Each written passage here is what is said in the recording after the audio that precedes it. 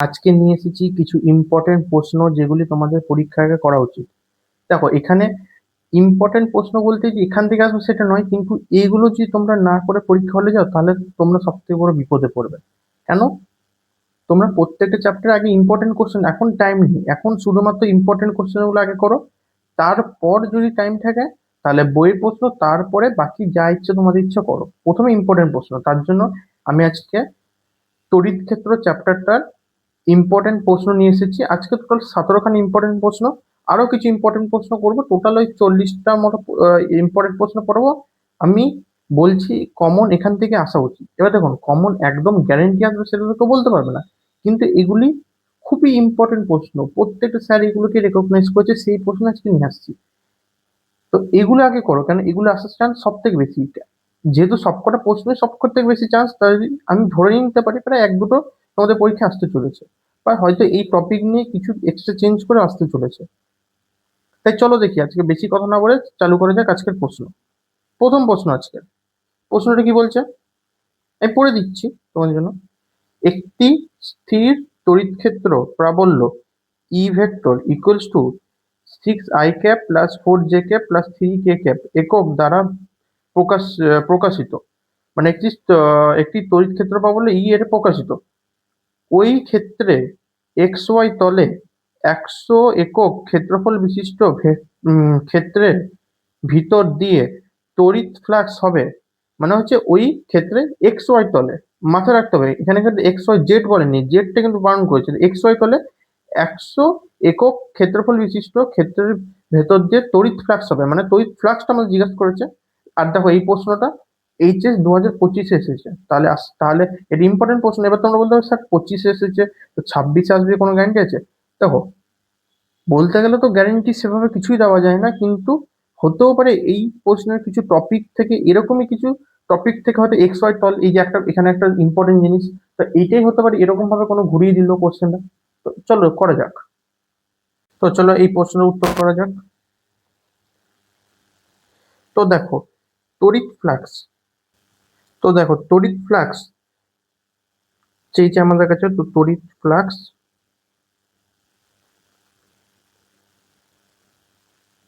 Equals to কি হয়, E vector into S vector. তো ই ভেক্টর হচ্ছে তড়িৎ ক্ষেত্র প্রাবল্য, আর এস ভেক্টর হচ্ছে যে ক্ষেত্রফল, যে ক্ষেত্রফলটা আছে সেটা। ঠিক আছে, তো এই দুটোকে আমাদের দিয়ে দিয়েছে প্রশ্নে, দেখো খুব সুন্দরভাবে এই দুটো দিয়ে দিয়েছে। দেখো ইটা আমাদের দিয়ে দিয়েছে, এটা যদি আমি একটু টেনে নিই নিচে, তাহলে ইটা জাস্ট এটাকে তো দেখো ইটা আমাদের দিয়ে দিয়েছে 6i plus 4j plus 3k। আর এসটা বলে দিয়েছে, দেখো এসটা ক্ষেত্রফল যেহেতু 100 একক ক্ষেত্রফল বিশিষ্ট, তাহলে এসও জানি আমরা, ইও জানি, ই ভেক্টরও জানি, এস ভেক্টরও জানি। তাহলে তাহলে বসিয়ে দিই। তাহলে বসেছি কেন, আমরা ওয়েট করছি কেন, বসিয়ে দিই। 6i plus 4j plus 3k, এটা 2025-এ এসেছিল, তো সেই হিসাবে তোমরা করো ইন্টু 100। 100 যেহেতু এসটা, এবার এটা তো হয়ে গেল। এবার তোমরা বলবে স্যার এই যে 100 আছে এটাকে এইগুলোর সাথে কি করে গুণ করব? এখানে তো একটা ইম্পর্টেন্ট হিডেন জিনিস দিয়েছে, যেটা হচ্ছে এক্স ওয়াই তলে। আমরা সবসময় এই যে প্রশ্ন বলে দেবে, যখন এক্স ওয়াই বলে দেবে তখন আমাদের জেড তল ধরতে হবে। বুঝতে পেরেছো? এই যে এক্স ওয়াই বলেছে তাহলে আমাকে জেড তল ধরতে হবে। এবার ধরো জেড তলের ক্ষেত্রে আমরা কি বিবেচনা করি, জেড তল, জেড তল তো, তাহলে এক্স, ধরো এখানে আমি একটা এক্স যখন থাকবে তখন সেটাকে লিখি, ওয়াই যখন থাকবে তখন সেটাকে লিখি, কে তলের ক্ষেত্রে জেড জেড লিখি, বা এখানে লিখেছি, লিখি। ঠিক আছে, আর এখানে হতো অ্যাকচুয়ালি লিখি। ঠিক আছে, লিখেছে, লিখি। তাহলে এবার কে মানে এখানে যেহেতু এক্স ওয়াই জেড, কি লিখছে এটা ভুল হয়ে গেল একটু, এটা জেড যেহেতু, তো একটু নিচে ভালো করে লিখি, জেড তলের ক্ষেত্রে ধরি, এক্স তলের ক্ষেত্রে ওয়াই তলের ক্ষেত্রে জেড তলের ক্ষেত্রে তো যখনই লিখছি, জেড তল আমাদের যেহেতু এক্স ওয়াই বলেছি, তাহলে আমাদের জেড তল ধরতে হবে।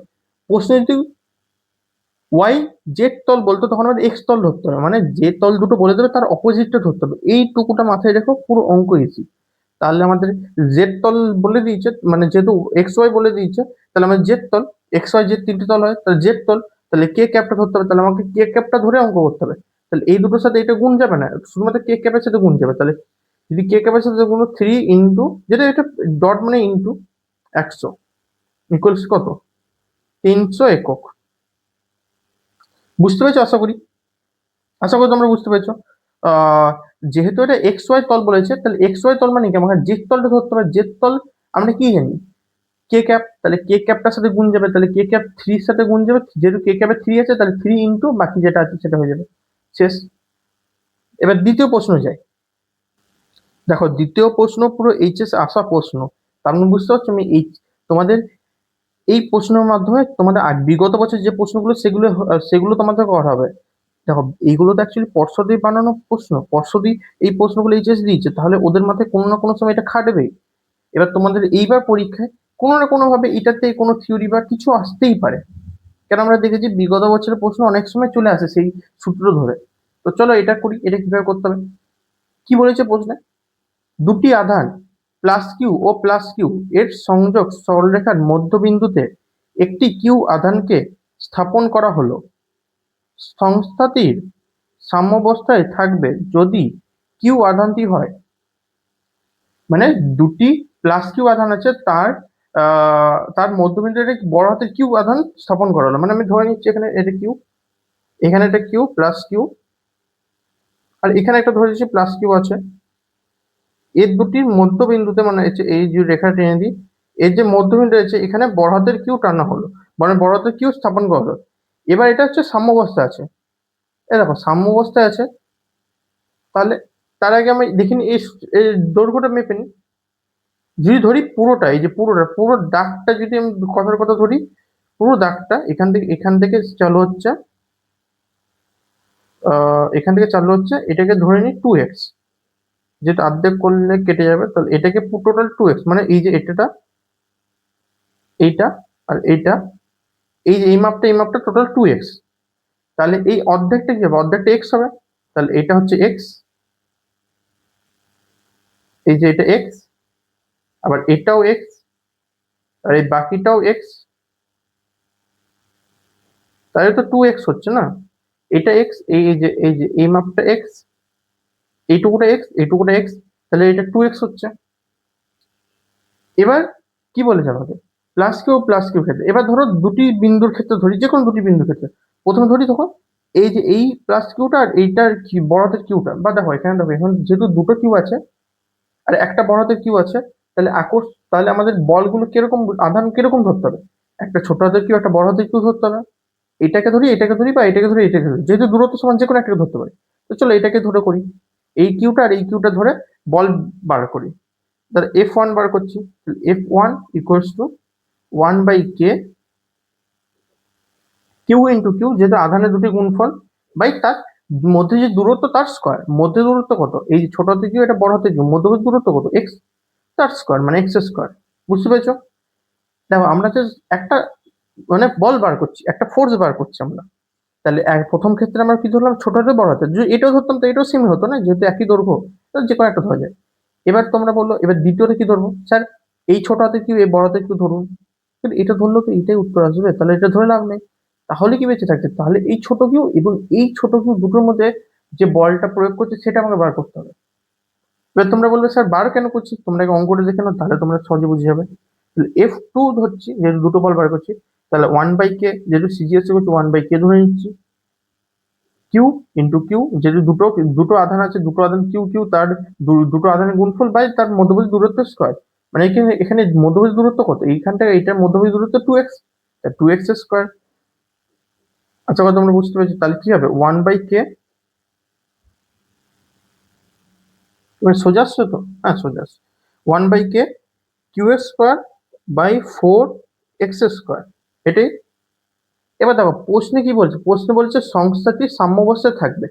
যখনই কোনো সংস্থা সাম্যাবস্থায় থাকবে তখন দুটি ফোর্স ইকুয়ালস টু, মানে ওদের মধ্যবর্তী যে ফোর্সটা হবে, মানে যে বলটা হবে, ওদের মধ্যবর্তী যে বলগুলো কাজ করবে সেগুলো সমস্ত সমান কাজ করবে, ঠিক আছে, সবাই সমান, সাম্যাবস্থা থাকলে সমান। তাহলে এখানে আমরা বল কটা পেলাম? দুটো বল পেলাম। আবার দেখো, আবারও বলছি, এই ছোটতে কিউ বড়দের কিউ করলে তো একই আসতো, তার জন্য এটা ধরছি না।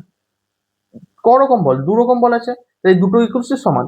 এবার এখানে ছোট্ট করে একটু লিখে নিতে পারো, প্রশ্নে বলা আছে সংখ্যাটি সাম্যাবস্থায় থাকবে, তাই f1 ইকুয়ালস টু f2 হয়। কেন? সবাই সাম্যাবস্থায় থাকলে দুটো সমান হবে। তোমরা চাইলে লিখতে পারো, যেহেতু এটা এমসিকিউ তো লিখে করতে হবে না, ডাইরেক্ট করো। তাহলে 1/k ইন্টু কিউ বড় হাতের কিউ বাই এক্স স্কোয়ার, এই যে এটাকে f1টা লিখলাম, ইকুয়ালস টু f2 বলতে এটা 1/k Q square by 4x square. ঠিক আছে, এবার 1/k দুদিকে সিমিলার থাকলে কেটে যাবে, এক্স স্কোয়ার নিচে আছে, এটারও এক্স স্কোয়ার নিচে কেটে যাবে, কিউ এখানে একটা কিউ কেটে যাবে। পরে কি থাকছে?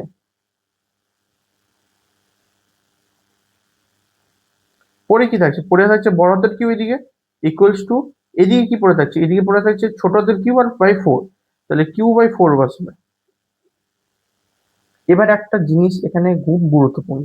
কি গুরুত্বপূর্ণ? আমাদের ছবিটা, এটা প্লাস কিউ, এটা প্লাস কিউ, তাহলে কখনই কি এটা বড় হাতের কিউটা প্লাস হবে? তোমাদের কি মনে হয়?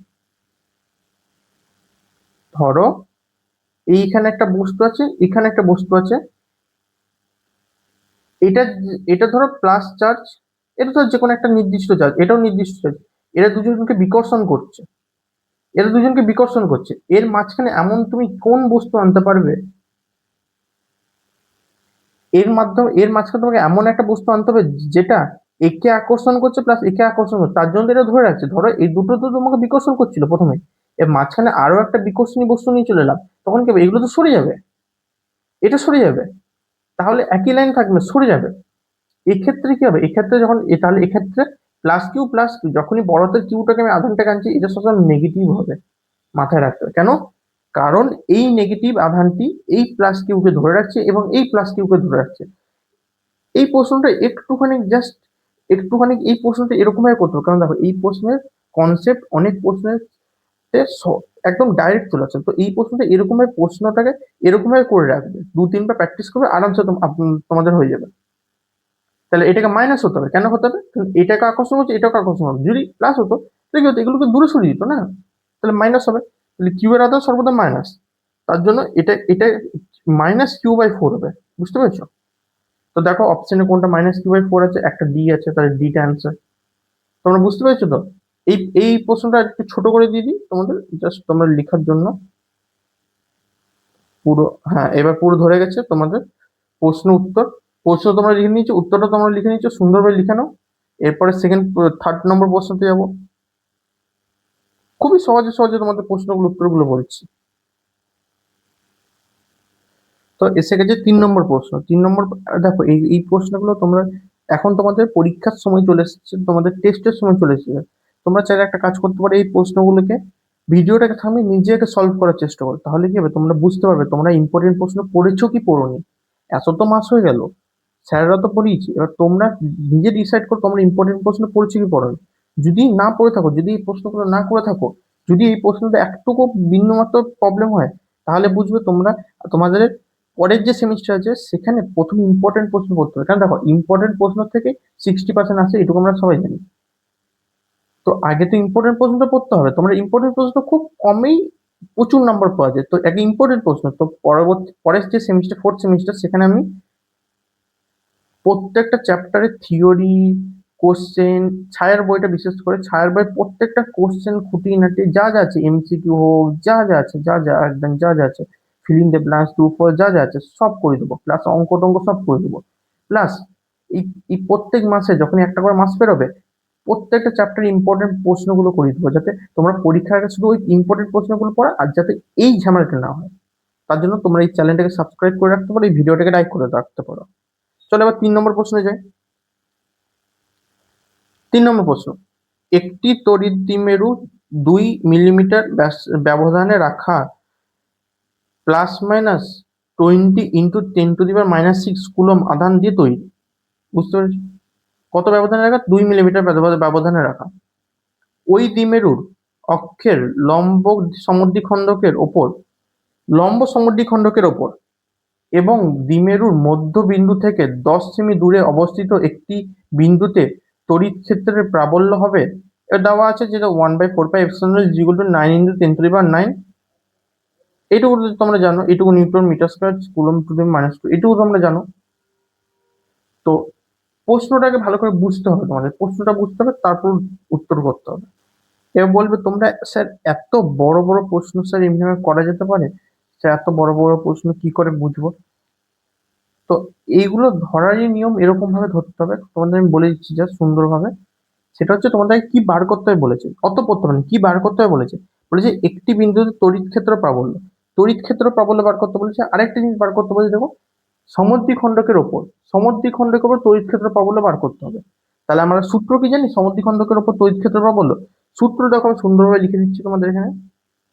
সমদ্বিখণ্ডকের ওপর তড়িৎ ক্ষেত্র প্রাবল্যের সূত্র হচ্ছে ই তড়িৎ ক্ষেত্র প্রাবল্য ইকুয়ালস টু 1/4πε0 P/R3। তোমাদের যেহেতু এমসিকিউ পুরো করতে হবে না, তোমরা জাস্ট এরকম ভাবে লাস্টে তোমাদের কি বার করতে বলেছে সেটা লেখো। তারপর সেইখানে কোন কোন ভ্যালু নেই, এগুলো যেহেতু অঙ্ক, এরপরে থিওরিটিক্যাল কোশ্চেন আছে, কিন্তু এই অঙ্কের ক্ষেত্রে কি বার করতে বলে সেটা বলে লিখে দিয়েছে। এবার তোমরা কি কি নেই এর মধ্যে দেখো, আর আছে তোমাদের আগে দেখো 1/4πε0 সবাই জানি, ঠিক আছে, কোনো অসুবিধা নেই। কোনো অসুবিধা আছে কি? যেহেতু দেখো 1/4πε মান দেওয়া আছে, কোনো অসুবিধা নেই। P/R3 এইখানে প্রবলেম, পিটা আমাদের বার করতে হবে। আর আর কিউব কি আমাদের দেওয়া আছে? নিশ্চয়ই দেওয়া আছে, কেন দেওয়া নেই? দেখো কি বলেছে এখানে, আর বলেছে 10 সেমি। দেখো এখানে কি বলছে, ভালো করে পড়ো। ওই দ্বিমেরু অক্ষের লম্ব সমদ্বিখণ্ডকের ওপর এবং দ্বিমেরুর মধ্যবিন্দু থেকে 10 সেমি দূরে অবস্থিত। আর মানে কি, মধ্যবিন্দু যত দূরে অবস্থিত সেটা তো আর ধরছি, তাহলে আর ইকুয়ালস টু 10 সেমি। এটা সূত্রটা পরে এখানে সুন্দরভাবে লিখবো, শুধু একটু বার করার নিয়ম শেখাচ্ছি। 10 সেন্টিমিটার, ঠিক আছে। এবার দেখো আমাদের উত্তরগুলো দেখো। এবার দেখো, এবার একটা তো এখানে এই এনটা আছে, এনটা নিউটন, তো তোমরা কি এসআই এককে বার করতে হবে। আবার দেখো এই যে দিয়েছে 1/4πε, এটাও এন দিয়েছে, মানে কি এন মিটার, তার মানে কি এসআই একক বার করতে হবে। তাহলে এখানে সেন্টিমিটার থেকে মিটারে করতে হবে, তাহলে সেন্টিমিটার থেকে মিটারে কি করে করবে তোমরা এবার বলো। সেন্টিমিটার মিটার মানে হ্যাঁ 100 দিয়ে ভাগ করে দিতে হবে, তাহলে 100 দিয়ে ভাগ করে দিই। সেন্টিমিটার টু মিটার 100 দিয়ে ভাগ করে দেবো, তাহলে 100 দিয়ে ভাগ করে দিই সেন্টিমিটার। তাহলে এটা কত হচ্ছে, কেটে দিই 10 তাহলে 1/10 সেন্টিমিটার। 1/10 সেন্টিমিটার মানে কত হচ্ছে, 10⁻⁻1 সেন্টিমিটার, বা 1/10 সেন্টিমিটার, যেটা ইচ্ছা রাখতে পারছি। সেন্টিমিটার কেন, এটা মিটার হবে। সেই তো, মিটারে যেহেতু কনভার্ট করো মিটার, তোমাদেরকে সেন্টিমিটার পড়তে পড়তে সেন্টিমিটারে আমি ভেবে দিচ্ছি মিটার। আর তাহলে আমরা পেয়ে গেলাম, তাহলে এবার কি পেতে হবে, পিটা এখানে পেতে হবে। তাহলে এবার পিটা আমাকে পার করতে হবে। তাহলে তোমরা বলবে পিটা কি, পি হচ্ছে তড়িৎ দ্বিমেরু ভ্রামক, তড়িৎ দ্বিমেরু ভ্রামকটা বার করতে হবে। তাহলে তড়িৎ দ্বিমেরু ভ্রামক সূত্র লিখি, এখানে পাশে লিখি। তড়িৎ দ্বিমেরু ভ্রামক কি, P equals to Q into 2L। Q হচ্ছে চার্জ এবং 2L হচ্ছে দূরত্বটা। এখানে দেখো 2Lটা আমরা সুন্দর বলে দিচ্ছি, দেখো তড়িৎ দ্বিমেরু 2 মিলিমিটার ব্যবধান রাখা আছে, তো 2 মিলিমিটার। তাহলে এখানে কি হচ্ছে, তাহলে এখানে হচ্ছে, তাহলে এখানে হচ্ছে এটা বার করবো, তার আগে এক ছোট্ট করে একটা এখানে 2Lটা কত বলেছে, 2Lটা হচ্ছে 2 মিলিমিটার। এখানে মিলিমিটার তো আমরা বার করতে পারবো না, আমার মিটার বার করতে হবে। তাহলে মিলিমিটার থেকে মিটারে বার করার সূত্রটা কি, মানে কি করে বার করে, 1000 দিয়ে ভাগ করতে হয়। তোমরা জানো, আশা করি জানো তো, হ্যাঁ নিশ্চয়ই জানো তোমরা। এটুকু 1000 দিয়ে ভাগ করো, 2L বেরোলো। তাহলে কিউটা এখানে কত বলে দিয়েছে, আমাকে কিউ বলে দিয়েছে। কিউ দেখো সুন্দরভাবে বলে দিয়েছে, +-20 × 10⁻⁻6। বসিয়ে দিই, +-20 × 10⁻⁻6 ইন্টু 2L ইন্টু 2/1000, ঠিক আছে। তাহলে প্লাসই ধরছি, প্লাস মানে যেহেতু মান ধরছি প্লাসই ধরছি। তাহলে 2 × 10⁻, 2 × 10⁻⁻5 হবে তো। যদি এখান থেকে একটা 10 উঠে গেল, তাহলে এখানে 10 যদি গুণ করি তাহলে -5 ইন্টু 2 × 10⁻, এটা জাস্ট 10, 2 × 10⁻, হচ্ছে 3 -3। কি করে হলো, এই যে 20 আছে, 20 মানে কি 2 × 10, আর 10টাকে যদি 10⁻⁻6 ইন্টু 10 মানে 10⁻⁻5। 2 এর নিচে 1000 আছে, 1000টা উপরে উঠে গেছে, 10⁻³ -3। এবার 2 2 4 হয়ে গেল, 4 ইন্টু 10⁻⁻5 আর -3 যোগ করো 10⁻8 -8 হয়ে গেল। দেখো আমরা পি পেয়ে গেছি, আমরা 2l, আমরা পি পেয়ে গেছি, আমরা আর পেয়ে গেছি, তাহলে আমরা দাঁড়িয়েছি কেন, আমরা ইটা বার করি।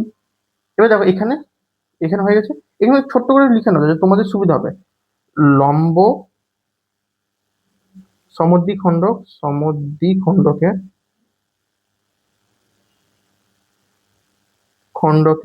লম্ব সমদ্বিখণ্ডকের ওপর তড়িৎ ক্ষেত্র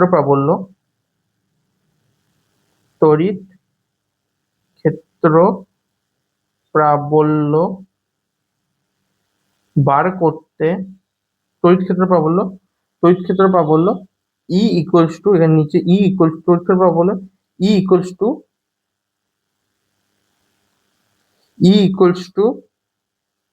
1/4πε0, যে সূত্রটা আমি এখানে সুন্দর সূত্রটা যেটা লিখলাম 1/4 পি বাই আর কিউব। এর তোমরা জানো 1/4πε0 এর মানটা এখানে সহজে দিয়ে দিয়েছে। 1/4πε0 এর মানটা কত, 1/4πε 9 × 10⁹, তাই বসিয়ে দিই 9 × 10⁹। এই অঙ্কগুলো একটু ধীরে সুস্থে করতে হয়, আমি সব থেকে এই অঙ্কগুলোর ক্ষেত্রে যেটা বার করতে বলি সেটা বার করো। এবার তার মধ্যে যেগুলো তুমি জানো না সেইগুলোকে বার করো। যেমন কি আমি এখানে দেখো, এখানে প্রথমে এটাকে বার করলাম, যেটা বলে দিচ্ছি আমাকে লম্ব সমদ্বিখণ্ডকের উপর তড়িৎ ক্ষেত্র পাবো, এটা সূত্র। আমরা আরটাকে প্রথমে বার করলাম, এবার পিটাকে আমি যেটা জানতাম না তড়িৎ দ্বিমেরু ভ্রামক, পিটাকে বার করার সূত্র বার করলাম, সেখানে টুয়েলটা, তার টুয়েলটা বার করলাম। এরকম ভাবে অঙ্ক হবে ফিজিক্সের। এবার এটা হয়ে গেল ইন্টু পি এর মান, তড়িৎ দ্বিমেরু ভ্রামক কত বার করলাম, 4 × 10⁻⁸, যেহেতু এই দেখো উপরে বার করলাম, বাই আর এর ভ্যালু, আর এর হচ্ছে কিউব, আর কত 1/10, আর কত 1/10 বা 10⁻⁻1, তাহলে কত 10⁻1, 10⁻1 তার হোল কিউব, 9 × 10⁹ into 4 × 10⁸, 10⁻8 ইন্টু এটা দেখো, এটা হচ্ছে -3, গুণ করলে -3 হচ্ছে 10⁻3, উপরে গেল 10⁻3 হয়ে যাবে। এবার জাস্ট 36, 4 নং 36, এবার জাস্ট 10 গুলো গুণ করো, 10⁹, 10⁻8 মানে 10 শুধু 10 হবে, আর এখানে 10⁻3 আছে, তার 10⁴ × 10⁴। এবার আমাকে একটা প্রশ্ন বলো, প্রশ্নের উত্তর দাও। তড়িৎ ক্ষেত্র প্রাবল্য, আমরা এখানে এসআই তো সব বার করছি, তার একক, তার যে ইউনিটটা লিখবো, কি লিখবো, নিউটন পার কুলম। এটা কিন্তু জানতে হবে, এইটুকুটা খালি জানতে হবে অঙ্কের ক্ষেত্রে, বাকি সব ঠিক আছে। তো ঠিক আছে, এটাই উত্তর। তাহলে এবার উত্তরটা দেখে নাও, এখানে 36, এখানে 36, সি নম্বর হবে 36 × 10⁴ নিউটন পার কুলম। ছোট্ট করে দিচ্ছি, সুন্দরভাবে দেখে করে নাও। প্রশ্নটা তো তোমরা আগেই করে নিয়েছো, উত্তরটা শুধু জাস্ট দেখিয়ে দিই। ঠিক আছে, হচ্ছে তো? হ্যাঁ, উত্তরটা একবার জাস্ট স্ক্রিনশট তুলে নাও, তোমরা খাতায় লিখে নাও, করে নাও। এবার নেক্সট প্রশ্ন, 4 নম্বর প্রশ্ন, খুব ইম্পর্টেন্ট প্রশ্ন এগুলো। কিন্তু এগুলো আমি হয়তো কিছু কিছু জায়গায় লিখিনি, কিন্তু এগুলো কোথা থেকে এসেছে, যেমন কি আমি তোমাকে লিখিনি এখানে জাস্ট লিখে দিই। এই যে এই প্রশ্নটা আছে, যে প্রশ্নটা করলাম, এই প্রশ্নটা একটু নিচে নামিয়ে নিই। এই যে প্রশ্নটা, এটা হচ্ছে HS 17 এবং 11-তে এসেছে, 2017 এবং 2011 সালে HS এসেছে। তাহলে বুঝতে পারছো, দুবার এসেছে। হয়তো এবার হুবহু না আসুক, কিন্তু কিছু তো কনসেপ্ট আসতেই পারে। তাহলে এই যে সূত্রটা আছে, এই সূত্রটা আসতে পারে, বা হতে পারে এই সূত্রটা কিছু একটা এলো, তো এই সূত্র তোমার তো জানা হলো এই প্রশ্নের সাহায্যে। তোমার এখানে এটাও জানা হলো, এটাও জানলে, এই 3টে সূত্র জানা হলো। তার জন্য বলছি এরকম অঙ্কগুলো করে, এখানে আসবেই ঘুরানো পেছানো, প্রত্যেক বছর যেটা আসে কিছু না কিছু, হয়তো আগের বছরটাই আসবে না, 25-এরটা না আসতে পারে, কিন্তু 24-এ, 23-এর, 22-এর, 19-এর, এগুলো ঘুরানো পেছানো ঘুরে আসছেই। সূত্র করতে মানবে, যেগুলো পর্ষদের পছন্দ হয় সেগুলোর থেকে ম্যাক্সিমাম প্রশ্ন আছে, এটুকু জেনে রাখবে। তো এটা হয়ে গেছে, এই প্রশ্ন লিখে নাও। এবার এবার হচ্ছে 4 নম্বর প্রশ্ন, চলো করা যাক। তো 4 নম্বর প্রশ্ন চলে এসেছে। এবার দেখো আমি এখানে ছোট্ট করে লিখে দিয়েছি, মানে কোশ্চেনটা লিখে এনেছি, আগের বারটা কিন্তু লিখিনি, এবারটা কিন্তু লিখে এনেছি প্রশ্নটা দেখো, এখানে দেখো লিখে নিয়েছি HS 19 এসেছে প্লাস সংশোধন নমুনা প্রশ্নেও এসেছে, এটা 2-3 বার। তাহলে এই প্রশ্নটা হতে পারে, এই প্রশ্নটা ডাইরেক্ট আসবে না, কিন্তু এটা ঘুরিয়েও তো আসতে পারে। তো দেখি কিরকম প্রশ্ন। দুটি আহিত কণার মধ্যে দূরত্ব d হলে, দুটি আহিত কণার মধ্যে, যে কোনো দুটো ধরছি, দুটি আহিত কণা, ঠিক আছে, তার মধ্যে দূরত্ব d, তাদের মধ্যে ক্রিয়াশীল আকর্ষণ বল হয় 9 নিউটন।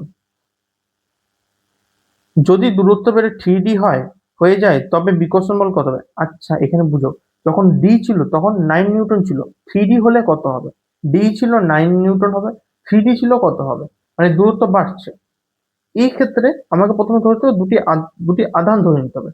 এবার দেখো, তোমাদের যদি লেখা প্রশ্ন হতো তাহলে বলতাম লেখো ধরি দুটি আধান, এর ছোট বলি, ধরি দুটি আধান এত, দরকার নেই। মনে করো দুটি আধান Q1 Q2, ঠিক আছে, Q1 Q2 দুটি আধান, তাহলে F কি হবে? F ইজ ইকুয়াল টু, যেটা এই প্রথমটার ক্ষেত্রে যখন D থাকছে 1/k, সবসময় কি দেখো এইখানে একটা প্রশ্নে যখনই আমরা বিকর্ষণ বল, ফোর্স যা বার করবো, তখনই আমাদের যে এই যে 1/4πε0 এই এসআইতে আছে, এটাকে না বাদ দিয়ে মানে সিজিএস এ বার করো, সিজিএস এ সহজ হবে। 1/k, যেহেতু দেখো 1/4πε0 আবার কাটতে হবে, আবার সহজ হবে, দরকার নেই। 1/k, 1/k Q1 Q2, যেহেতু দুটি আধানের গুণফল, এটুকু তো তোমরা জানো, বাই দূরত্ব স্কোয়ার, দূরত্ব করো ডি, যে দূরত্ব ডি, তাহলে ডি স্কোয়ার হয়ে গেল। এবার দেখো এখানে বলেছে, এইটা বলেছে ডি থাকলে, এখানে যেহেতু ডি আছে, তাহলে কি হবে? 9 নিউটন বিকর্ষণ বল, তাহলে কি এই এফটার জায়গায় 9 হবে, তাহলে 9 is equal to 1/k Q1 Q2 by D square হয়ে গেল। এবার এর ছেড়ে দিই, এরকম জাস্ট যা আছে এরকম ছেড়ে দিই। এবার পরেরটাতে যায়, যদি দূরত্ব বেড়ে 3d হয়ে যায় তবে বিকর্ষণ বল। এবার বিকর্ষণ বল দেখো, যদি এবার এখানে লিখি একটা ছোট্ট করে, 3d হলে, 3d হলে মানে বিকর্ষণ বল 3d মানে দূরত্ব বেড়ে 3d হলে, তোমরা যেহেতু এমসিকিউ করছো এটুকু মাথায় রাখবে, হলে বিকর্ষণ বল, বিকর্ষণ লিখছি না বেশি করে, বিকর্ষণ বল এফ ড্যাশ হবে, এফ ড্যাশ হবে। দেখো এখানে এফ ছিল, তাহলে কিছু তো লিখতে পারলাম, তাহলে এফ ড্যাশ লিখলাম, F dash is equal, F dash is equal same সূত্র, same F dash equals to 1/k, দুটি আধানের গুণফল, দুটি আধানের গুণফল, এখনো Q1 কিছু চেঞ্জ হয়নি, তো Q1 Q2 চেঞ্জ হয়নি, দূরত্বটা কিন্তু চেঞ্জ হয়েছে। দূরত্বটা কি হয়েছে? 3d হয়েছে, d ছিল 3d হয়েছে, তাহলে 3d বসিয়ে দেবো, 3d তার হোল স্কোয়ার। তাহলে এফ ড্যাশ মানটা বার করতে বলেছে আমাকে, F dash is equal to 1/k Q1 Q2 by 9 D square. এবার অ্যাকচুয়ালি এখানে একটু প্রবলেম, কেন যে আমাকে উত্তরে ডাইরেক্ট এফ ড্যাশ এর মানটা চেয়েছে, কিন্তু আমাকে 1/k টাকে হাঁটাতে হবে, Q1 Q2 টাকে হাঁটাতে হবে, ডি স্কোয়ারটাকে হাঁটাতে হবে। তাহলে কি আছে, আমি এখান থেকে কমন, এখান থেকে কি বসিয়ে দিলে সব কেটে যাবে। দেখো Q1 Q2 মানটা বসিয়ে দেবো, Q1 Q2 মানটা বসিয়ে দেবো সোজা। এই দেখো এখানে হচ্ছে 9 ইজ ইকুয়াল টু, গুণ করে দিই, এদিকে সব দিয়ে গুণ করে দিই। এই দেখো এখানে 9 আছে, 1/k এদিকে গুণ গেলে কে হবে? Q1/Q2, এদিকে রাখি, ডি স্কোয়ার ওদিকে গুণ করে, ডি স্কোয়ার ভাগে এদিকে গুণে চলে আসবে, তাহলে হবে, তাহলে এখানে কি হবে?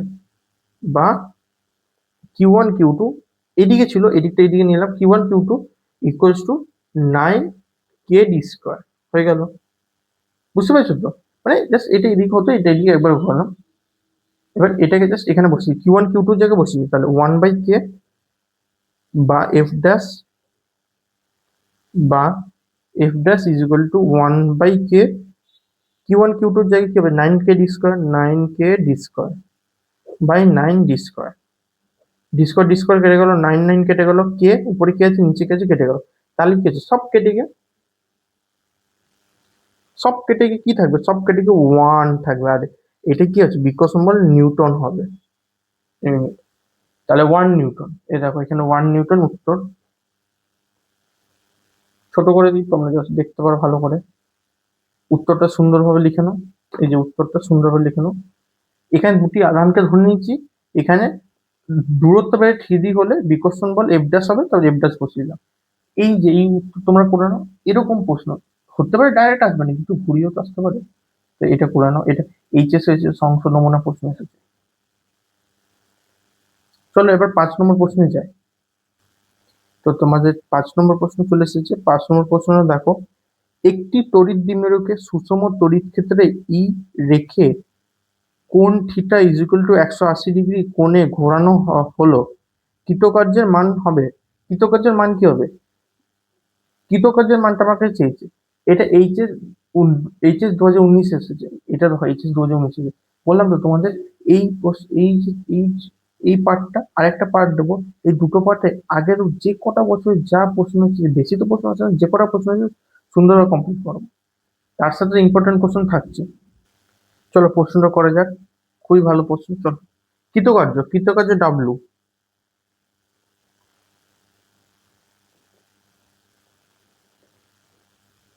কৃতকার্য ডাব্লু ইজ ইকুয়াল টু, সূত্রটা দেখো এখানে সূত্র। আমি কি বলছি, প্রথমে যেটা বার করতে বলছি সেটা বার করো। কৃতকার্য মান কৃতকার্য বার করবো। পিই সূত্র তোমরা আশা করি জানো, আর যদি না জানো খুব বিপদ এই সব পরীক্ষার আগের মুহূর্তে। 1 - cos থিটা, ঠিক আছে। পিই 1 - cos থিটা।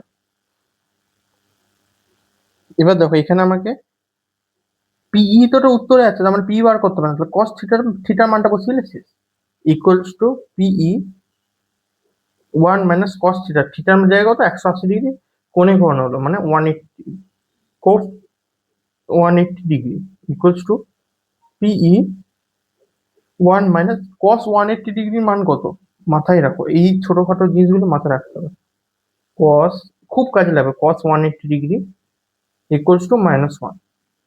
এইটা লিখে দাও পাশে, এটা যখনই কোশ্চেনটা একবার দেখবে তখনই এটা যাতে মাথায় থাকে ব্যাস। কেন যে এই 180 ডিগ্রি খুব কাজে লাগে। মাইনাস আর -1, এটাকে জাস্ট এরকম ব্যাকেট লিখবি। -1, এদিকে মাইনাস, ছোট ছোট প্লাস, 1 + 1 2, তাহলে দুইটাকে এদিকে গুণ চলে আসবে, তাহলে 2 পিই। বুঝতে পেরেছো আশা করি? 2 পিই উত্তর। ঠিক আছে, প্রশ্নটা একবার জাস্ট উত্তরটা দেখি, ছোট্ট একটা প্রশ্ন, ছোট্ট উত্তরটা। এবার 6 নম্বর প্রশ্নে যায়, তোমরা আগে একবার জাস্ট করে নাও অঙ্কটা। 6 নম্বর প্রশ্নটা আছে নিচে, 7 নম্বর প্রশ্ন লেখা আছে। তো 6 নম্বর প্রশ্নটা আগে দেখি। 6 নম্বর প্রশ্নটা খুবই সহজ। আহ কি বলেছে? তড়িৎ, আচ্ছা আমি এখানে লাইটটা জ্বালাইনি, ঠিক আছে। তোমরা আগে বলো, এইটা ভালো লাগছে, মানে এই আমার এমনি তো ঘরের লাইটটা ভালোই আছে, তো এইটা ভালো লাগছে নাকি এই লাইটটা দিয়ে তোমার দেখতে ভালো লাগছে? এটা অফ, এটা অন করলাম, মানে ফোনের ফ্ল্যাশটা। ক্যামেরাটা ঠিক করে নিলাম, ক্যামেরা অ্যাঙ্গেলটা। তো এবার বলো তোমরা, যে এই যে এখনই বলছি যে বিভবের ডিভি, ডিভি মানে কি? বিভবের অতি ক্ষুদ্র পরিবর্তন, যারই অতি ক্ষুদ্র পরিবর্তন হোক। ধরো তুমি একটা কিছু একটা ওজন করছো, তো কেজি ওজন তো করছো কত কেজি বা কিছুতে, তাহলে সেটা কি আর দৈর্ঘ্য তুমি লেন্থে মাপতে পারবে না? তাহলে ডিভি এর একক কি? এটা হচ্ছে বিভবের অতি ক্ষুদ্র পরিবর্তন। বিভবের অতি ক্ষুদ্র পরিবর্তন মানে কি? বিভবই তো একটা, ছোট হোক বড় হোক বিভবই তো, তাহলে ভি হবে। তাহলে বিভবের যে একক কি? বিভবের একক volt, equal to volt V হবে। ডিআর, ডিআর মানে কি? দূরত্বের অতি ক্ষুদ্র পরিবর্তন, মানে কি? দূরত্ব, অতি ক্ষুদ্র পরিবর্তন হয় বেশি পরিবর্তন হোক, দূরত্বটাই তো বোঝাচ্ছে। তাহলে দূরত্ব, দূরত্বের আহ এসআই একক কি? এসআই একক হচ্ছে মিটার। ভি/এম, তাহলে কি হচ্ছে? V M inverse, V M inverse. দেখো এখানে মিলে গেছে, এই তোমাকে এই, তাহলে এটাও মিলে গেছে। তাহলে তাহলে কি হবে? তাহলে কেউ যদি এটা পাশে করো, তাহলে এটা, তাহলে এ ও বিটা দিয়ে চলে আসবে। আর কেউ যদি এটা করো তাহলে এটা দিয়ে চলে আসবে। যে যেটা আগে করো সেটা দিয়ে চলে আসবে না, এখানে দুটোই হবে, এইটা মাথায় রাখো। আর এখানে আমি এই প্রশ্নটা আরেকটা কিছু কারণে এনেছি, এই যে এসআই একক সিজিএস একক না, ম্যাক্সিমাম যতগুলো প্রশ্ন আছে বইতে যাবে, বইতে যে এসআই সিজিএস সূত্রগুলো আছে, তার নিচে যে এসআই সিজিএস এককগুলো আছে, মাত্রা এককগুলো আছে, যে তারপর যে মাত্রা আছে, প্রত্যেকটা মাত্রার এককগুলো চোখ গুলো এখন থেকে। অনেক মাত্রা আছে আমি জানি, অনেক একক আছে আমি জানি, কিন্তু এখন থেকে চোখ গুলো একটা একটা করে প্রশ্ন, প্রত্যেকদিন দুটো করে মাত্রা, একটা করে মাত্রা পড়ো না। একটা মাত্রা পড়তে 1 মিনিট লাগছে, আমি যতক্ষণ বললাম তার থেকেও কম সময় তোমরা মাত্রাটা পড়ে নিচ্ছ, মুখস্থ করে নিচ্ছ। বাট এরকম মাত্রাটা মুখস্থ করতে হবে, জাস্ট পড়ো, আর যেগুলো তোমরা বুঝতে পারছো না এখন একটু চোখগুলো পরীক্ষা ঠিক মনে পড়বে। ঠিক আছে, এটা 6 নম্বর হলো। এবার 7 নম্বর প্রশ্ন, তার জন্য এটা বিশেষ করে দুটো কারণে হয় না। এক তো প্রথমে অপশনে তোমার দেখতে হবে এ বি উভয় বা উভয়, বা কিছু সামথিং আছে নাকি এক্সট্রা, মানে দুটো অপশন একসাথে আছে নাকি, তখন তোমাদের একটাতে প্রথমে মেরেই চলে আসবে। আর দ্বিতীয়ত এই যে একক মাত্রা এগুলো তোমাদের নিজেকে পড়তে হবে, কোন একক কোন মাত্রা কেউ জানবে না, নিজেকে পড়তে হবে এইটুকু। এবার যে 7 নম্বর প্রশ্ন, তো 7 নম্বর প্রশ্ন ওয়ান, 7 নম্বর প্রশ্ন দেখি, সুষম তড়িৎ ক্ষেত্রে অবস্থিত একটি তড়িৎ দ্বিমেরুর ওপর ক্রিয়াশীল টর্ক কত? ঠিক আছে, টর্ক জিজ্ঞাসা করছি। এবার দেখো এই এরকম ডাইরেক্ট ডাইরেক্ট প্রশ্ন তোমাকে জিজ্ঞাসা করতে পারে, ডাইরেক্ট সূত্র থেকে প্রশ্ন বা ডাইরেক্ট সূত্রগুলো, এই তার জন্য সূত্রগুলো বইয়ের যে কটা সূত্র আছে, সূত্র, একক আর মাত্রা, এই তিনটে তোমাদের নিজের দায়িত্বে পড়তে হবে, কারণ এইগুলো যদি ভুল করে আসো বাকি সবাই ঠিক করে আসবে। কঠিন প্রশ্ন ভুল করে ঠিক আছে, কিন্তু সহজ প্রশ্ন যাতে ভুল না হয়। তো দেখি এটার উত্তর কি। আমরা কি জানি, টর্ক তোমরা বইও পড়েছো, torque is equal to P into E. মানে কি, টর্ক ইকুয়ালস টু দ্বিমেরু ভ্রামক, পি মানে কি এখন বললাম দ্বিমেরু ভ্রামক ইন্টু তড়িৎ ক্ষেত্র।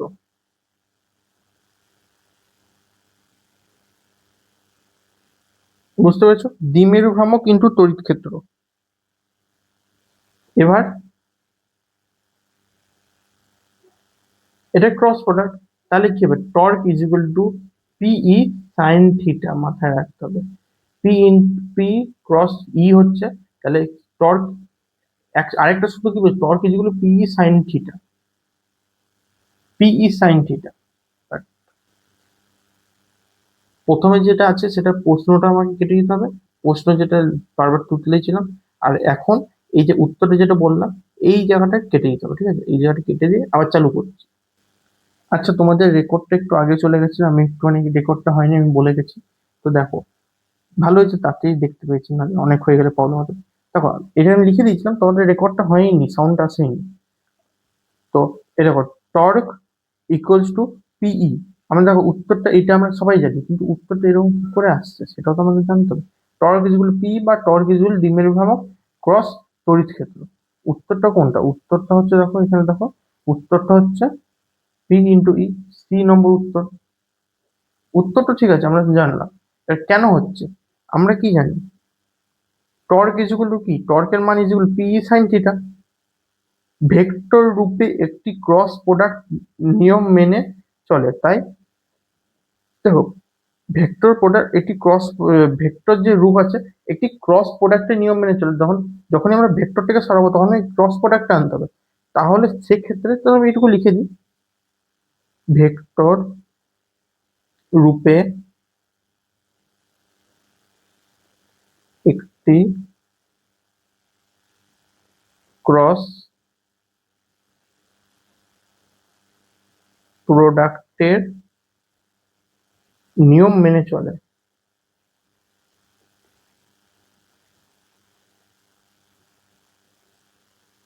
মেনে চলে, তাই torque is equal to P into E হবে, ক্রস প্রোডাক্ট হবে। এইটা আনা দেখো, এটা প্রশ্ন খুব ইম্পর্টেন্ট, তো প্রশ্ন আছে কিন্তু এটার থেকে বেশি ইম্পর্টেন্ট আছে, তোমরা এটা এনেছি কেন, এটা এনেছি কারণ ছোট্ট করে লিখে রাখো, এরকম যে কটা সূত্রগুলো আছে সেই সূত্রগুলো পড়তে হবে, কারণ সূত্র থেকে ডাইরেক্ট প্রশ্ন এবার আসতেই পারে।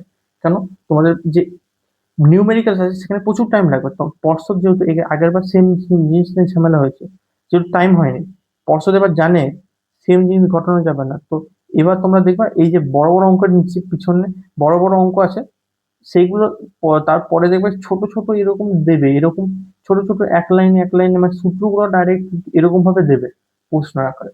কেন, যাতে টাইমটাকে ম্যানেজ করতে পারে স্টুডেন্ট, যেহেতু আগের বার এই নিয়ে ঝামেলা হয়েছিল। তোমার আগের বার যারা দাদা দিদা দিয়েছে তাদের জিজ্ঞাসা করো, এই যে টাইম পাইনি লোকে, প্রত্যেকজন একই এসে বলছে টাইম পাইনি, কেন টাইম পাইনি কেন, সব বড় বড় প্রশ্ন, তার মধ্যে বিন্দু মাত্র এক দুটো প্রশ্ন ভুল, ভুল বশতই, মানে পর্ষদে অ্যাকচুয়ালি ভুল বশতই চলে গেছে প্রশ্ন মতে, বাকি সব বড় বড় প্রশ্ন।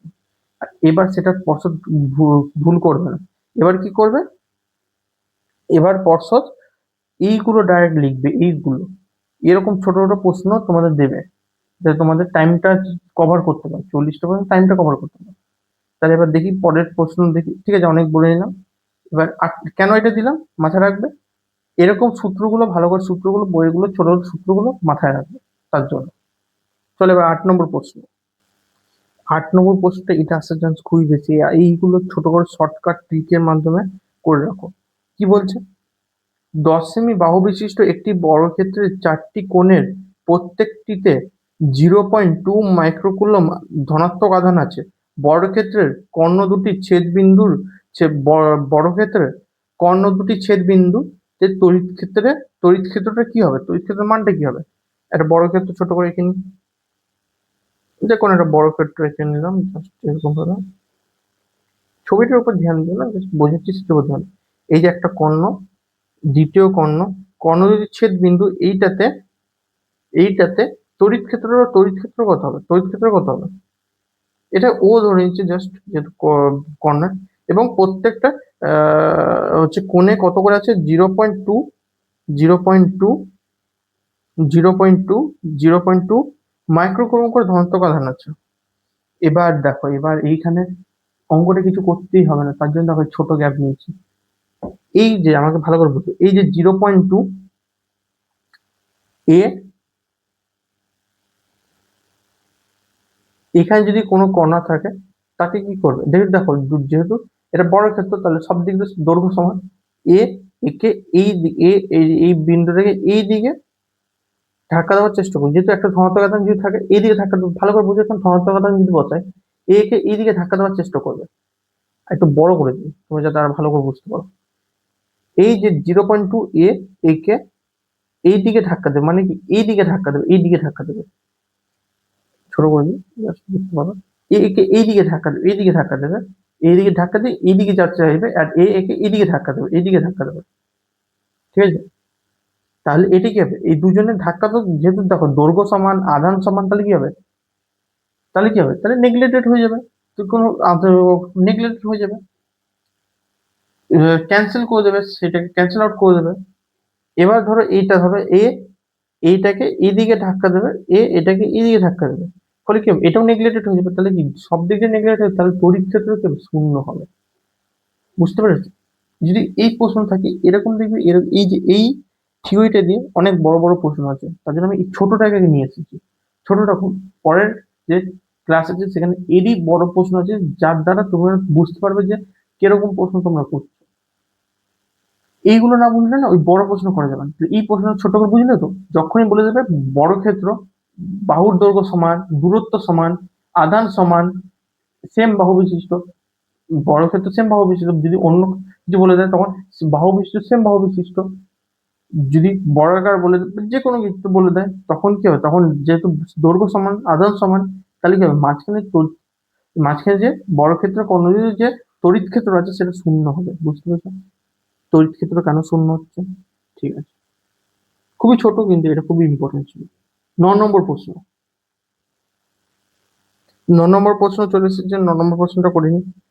বায়ু মাধ্যমে রক্ষিত একটি ঘনকের ভিতরে একটি আধান কিউ আছে, ঘনকের 6টি তল দিয়ে অতিক্রান্ত ফ্লাক্স হবে। দেখো এই যতগুলো প্রশ্ন আবার বলছি, এই প্রশ্নগুলো তোমরা যদি না পারছো তাহলে মুশকিল আছে, কিন্তু এখন এগুলো ইম্পর্টেন্ট প্রশ্ন, এগুলো তোমাদের এখন সবকটা পারা উচিত, তোমরা দেখো সবকটা পারছো না। আর যদি এগুলো না পারছো তাহলে মুশকিল আছে, তাহলে এরপরে যে ইম্পর্টেন্ট প্রশ্নগুলো সেটাও তোমরা দেখো ভালো করে। এটা যদি পারছো তাদের দেখো, তাদের পরের ভিডিও দেখলেও চলবে, কিন্তু যারা পারছো না তারা গ্যারেন্টি, যদি একটাও না পারো গ্যারেন্টি পরের ভিডিও দেখো, তাহলে কি হবে, তোমাদের একটা করে চ্যাপ্টার আমি এরকমের ইম্পর্টেন্ট দিয়ে কভার আপ করবো। তোমরা এখান থেকে আমার এই ইউটিউব চ্যানেল থেকে ইম্পর্টেন্ট গুলো এখন করো, ঠিক আছে? এগুলো আসতে চান ম্যাক্সিমাম। এরপরে তোমরা বাকি যেখানে পড়ছো, স্কুলে করছো, স্কুলটা এখন করবে না, যেখানে করছো টিউশন যাচ্ছ, যেখানে যাচ্ছ বইয়ের প্রশ্ন পড়ছো, সেগুলো করতে থাকো। তাহলে কি হবে, তোমার চ্যাপ্টারটা পুরো হবে। এই ইম্পর্টেন্ট প্রশ্ন করো তোমরা, আমি বলছি তোমাদের 60 to 70, 80% তোমার চ্যাপ্টার হয়ে যাবে এই প্রশ্নতে। এবার তোমরা বাকি ঘরে গিয়ে যেটুকু এফোর্ট দাও দাও ব্যাস। এখান থেকে তোমাদের পরীক্ষা প্রস্তুতি আমি করে দিচ্ছি, এই প্রশ্নগুলো কর। তাহলে এই বেশি না বলে এবার এই প্রশ্নের ফ্লাক্সটা তোমাদের এখানে নির্ণয় করি।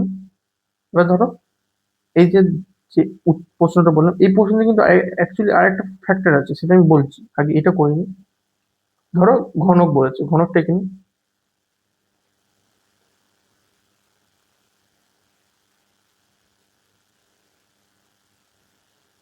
জানি ঘনকটা একটু এদিক ওদিক হচ্ছে, কিন্তু একটুখানি তোমাদের নিজেকে বুঝতে হবে।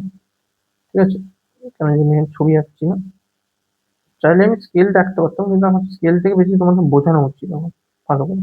তো এটা ঘনক ধরে নাও, তোমরা জাস্ট তোমরা নিজেরা ভালো করে ছবি এঁকে বুঝতে পারো, যেটা ঘনক জাস্ট ধরে নাও।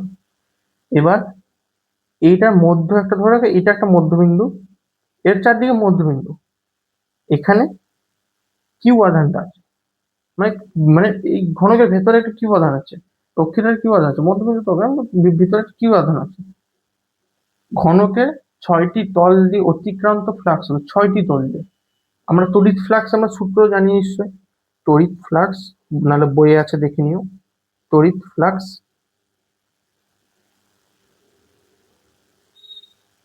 তড়িৎ flux phi is equal to q by epsilon naught। ঠিক আছে, কিউ মানে আধান, ঠিক আছে, আর এপসাইলন মানে, তো ফাই মানে হচ্ছে শূন্যস্থানে তড়িৎ ভেদ্রতা, Q by epsilon naught, phi বলছি সরি, ফাই হচ্ছে তড়িৎ flux, phi is equal to Q by epsilon naught. Q মানে হচ্ছে আধান, এপসাইলন মানে হচ্ছে তড়িৎ ভেদ্রতা, শূন্যস্থানে তড়িৎ ভেদ্রতা, ঠিক আছে। এবার কিউ বাই এপসাইলন নট করে দিই, এটাই অ্যান্সার তো। এবার দেখো এখানে এটাই অ্যান্সার, যেহেতু ঘনকের 6টি তল দিয়ে মানে 6টি তল দিয়ে অতিক্রান্ত ফ্লাক্স হবে এটা। এবার যদি প্রশ্নে এবার এটা হচ্ছে উত্তর, এটা তোমরা সবাই জানো। দেখো এখানে ছোট হাতের কিউ লিখেছিলাম, বড় হাতের কিউ একই ব্যাপার, বড় হাতের কিউ বা এপসাইলন নট করবে, ছোট হাতের কিউ বড় দরকার নেই, বড় হাতের কিউ বা এপসাইলন নট করবে, জাস্ট আমি ধরার জন্য ধরছি। এবার হচ্ছে মেন প্রশ্ন যেটা আমি বলতে চাইছি, যদি এখানে বলে দেয় যে একটি তল দিক অতিক্রান্ত ফ্লাক্স, দেখো প্রশ্নটা আমি তোমাদের ছোট্ট করে লিখি দিই, তারপর তোমরা বলছি। এই যে এখানে নোট লিখে নিয়েছি, যদি প্রশ্ন এখানে দেখো বলেছে, প্রশ্নের ভালো করে দেখো, ঘনকের 6টি তল দিয়ে অতিক্রান্ত ফ্লাক্স যদি না বলতো, যদি বলতো ঘনকের যে কোনো তলের মধ্য দিয়ে অতিক্রান্ত, যে কোনো মানে কি একটি তল, একটি তল মানে কি 6 ভাগের 1 ভাগ। আবার যদি এটা যদি না বলতো অর্ধে দেখো, আরেকটা যদি বলতো ঘনকের একটি তল দিয়ে অতিক্রান্ত ফ্লাক্স, তাহলে কি উত্তর, তাহলে হতো ফাই মানে তড়িৎ flux is equal to Q by epsilon naught, এটা Q by epsilon naught into 1/6, মানে কত হতো কিউ বাই 6 এপসাইলন নট। বুঝতে পেরেছো এখনো? 1/6, এটা 1/6। এবার কি তোমরা বুঝতে পেরেছো এই জিনিসটা?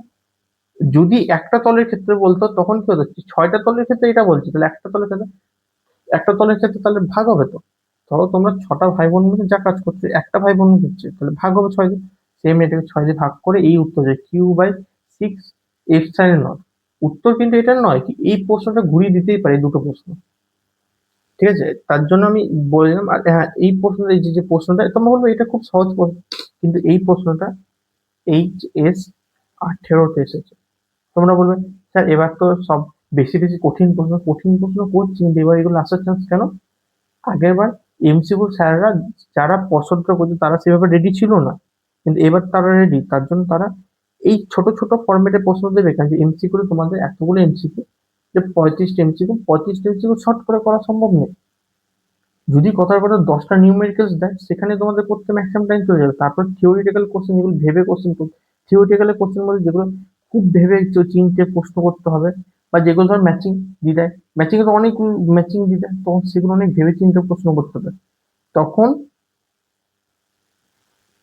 তখন তার জন্য টাইম তোমাদের দরকার, টাইমটা তোমাদের এই প্রশ্নগুলি বাঁচাবে, এই প্রশ্নগুলো তোমাদের দেখবে এরকম প্রশ্ন, দেখে নি পরীক্ষা হলে এরকম প্রশ্ন আসবে, এই হয়তো এটাও না আসতে পারে, এরকম প্রশ্ন আসবে।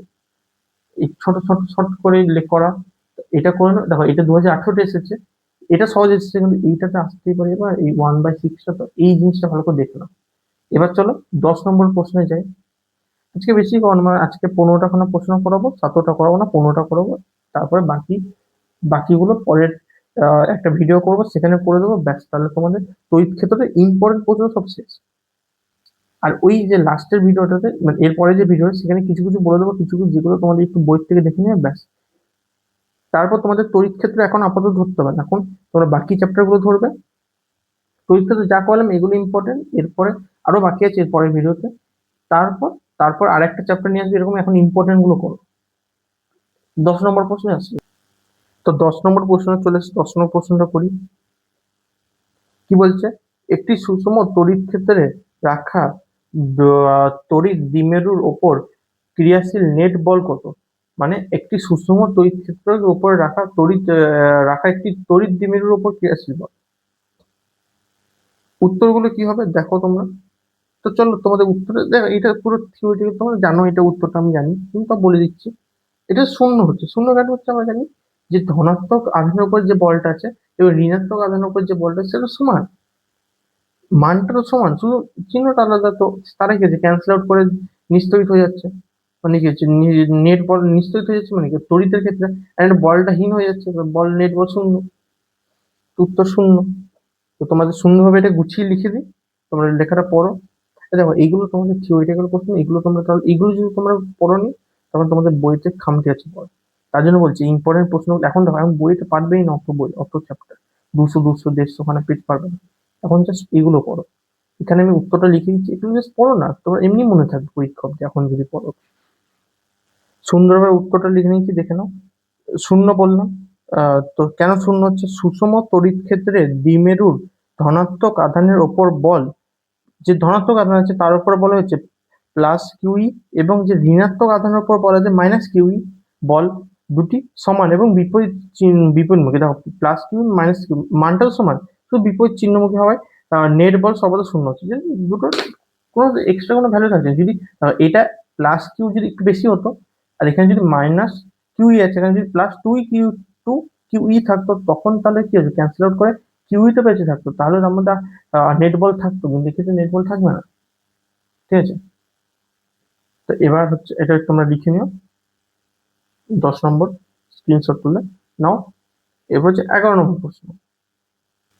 11 নম্বর প্রশ্ন, একটি বিন্দু আধান কিউ থেকে আর দূরত্বে উৎপন্ন হয়, মানে একটি বিন্দু আধান কিউ থেকে আর দূরত্বে উৎপন্ন হয়,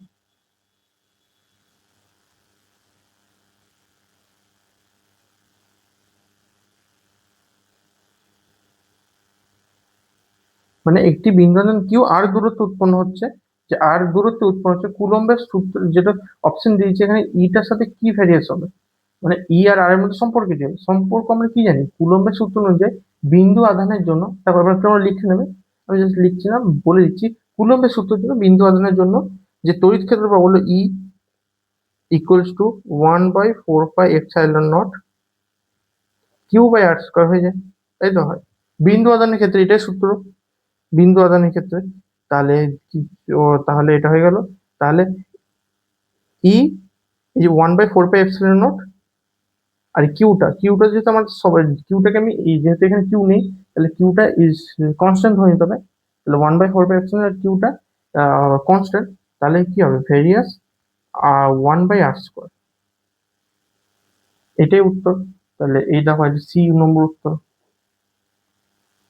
12 নম্বর প্রশ্ন, এটা খুব ছোট ছিল। এটা এই দেখো, এই ছোট ছোট প্রশ্নগুলো এটা কেন দিচ্ছি, এটা দেওয়ার, এটা ছোট্ট করে লিখে নাও, এই যতগুলো সম্পর্ক আছে ছোট্ট করে লেখো, এই প্রত্যেকটা সূত্র যতগুলো সম্পর্ক, সূত্রগুলো পড়বে, আর দুটো সূত্রের মধ্যে সম্পর্কগুলো আছে সেগুলো ভালো করে পড়বে। এগুলো এই ছোট ছোট বইগুলো, এগুলো জাস্ট এগুলো ইম্পর্টেন্ট, কিন্তু এর সাথে তোমরা যদি বই ওই পার্টিকুলার জিনিসগুলো পড়ো না, তাহলে আরো বেশি তোমরা সুবিধা পাবে। তো এবার 12 নম্বর প্রশ্ন, একটি ক্ষুদ্র তড়িৎ দ্বিমেরুর অবস্থিত কোনো বিন্দুতে তড়িৎ ক্ষেত্র প্রবলের দূরত্ব আর সাথে কিভাবে পরিবর্তিত হয়? ই এবং আর এর মধ্যে আবার সম্পর্ক চেয়েছে, ঠিক আছে, কিন্তু আগেরটা বিন্দু আদানের ক্ষেত্রে চেয়েছে, এবার কি চেয়েছে, এবার চেয়েছে হচ্ছে দ্বিমেরুর অবস্থিত জন্য, দ্বিমেরুর অবস্থিত কোনো বিন্দুতে তড়িৎ ক্ষেত্র, দ্বিমেরু অবস্থিত আছে কোনো বিন্দু, তাহলে কি হবে, ক্ষুদ্র দ্বিমেরুর জন্য, ক্ষুদ্র ক্ষুদ্র আছে, তো ক্ষুদ্র দ্বিমেরুর জন্য অবস্থিত বিন্দুতে তড়িৎ ক্ষেত্র প্রাবল্য ই। তাহলে এটা মুখে বলেছি, এটা তোমরা লিখে নেবে, ক্ষুদ্র দ্বিমেরুর জন্য অবস্থিত বিন্দুতে তড়িৎ ক্ষেত্র প্রাবল্য ই ইকুয়ালস টু 1/4πε0। এই সূত্রগুলো কিন্তু তোমাদের মাথায় থাকতে হবে। ε0 2p/r³, ঠিক আছে, 2p/r³। তাহলে এখানে 1/4πε 2p, যেহেতু এখানে নেই তাহলে পিটা কনস্ট্যান্ট হয়ে যেত, তাহলে ই ভ্যারিয়াস কনস্ট্যান্ট গুলো উঠে গেলে, মানে ধ্রুবক, কনস্ট্যান্ট বলতে ধ্রুবক গুলো উঠে গেলে কি হবে, সমানুপাতিক চিহ্ন চলে আসবে, তাহলে এখানে 1/r³ হয়ে যাবে। তাহলে কি হচ্ছে, ইর সাথে আর এর কি হচ্ছে, কিউবের ব্যস্ততার সম্পর্ক মানে কি আছে, এইটা উত্তর। এই সম্পর্কগুলো, প্রত্যেকটা সম্পর্ক তোমরা করে রাখবে just। সম্পর্ক করার সব থেকে সোজা সূত্র হচ্ছে সূত্রগুলো মুখস্থ করো, সূত্রগুলো দেখো, সূত্রগুলো পড়ো, সূত্রগুলো মুখস্থ করো, তাহলে সম্পর্কগুলো তোমরা পেয়ে যাবে, সহজে বার করতে পারবে পরীক্ষা হলে। তো 12টা হয়ে গেছে। এবার 13, 14, 15 লাস্ট তিনটে প্রশ্ন। খুব ভালো তিনটে প্রশ্ন আছে, দেখে নিই। লাস্ট তিনটে প্রশ্ন খুব ভালো প্রশ্ন। এটা লাস্ট, এটাই হচ্ছে থিওরিটিক্যাল কোশ্চেন। এরপরে দুটো মনে হয় এরপরে প্রশ্নটা অন্তত আমার কাছে দেখা যাচ্ছে যে বড় প্রশ্ন আছে, করতে ভালো লাগবে। থিওরিটিক্যাল দেখো, তোমাদের আমি, তোমরা বিশ্বাস করো, তোমাদের এই পুরো পুরো প্রত্যেকটা তোমাদের দেখিয়ে এলাম কোথায় তোমরা ভুল করতে পারো। প্রথমে দেখো আমরা নিউমেরিক্যালস করলাম, মাঝখানে কিছু প্রশ্ন করলাম ঘুরানো, তারপরে ইয়ার্স প্রত্যেক বছরের যে আগের বছর যে প্রশ্ন সেখান থেকে করলাম। এখন থিওরিটিক্যাল করছি, এরপরে আবার কিছু অঙ্ক করব।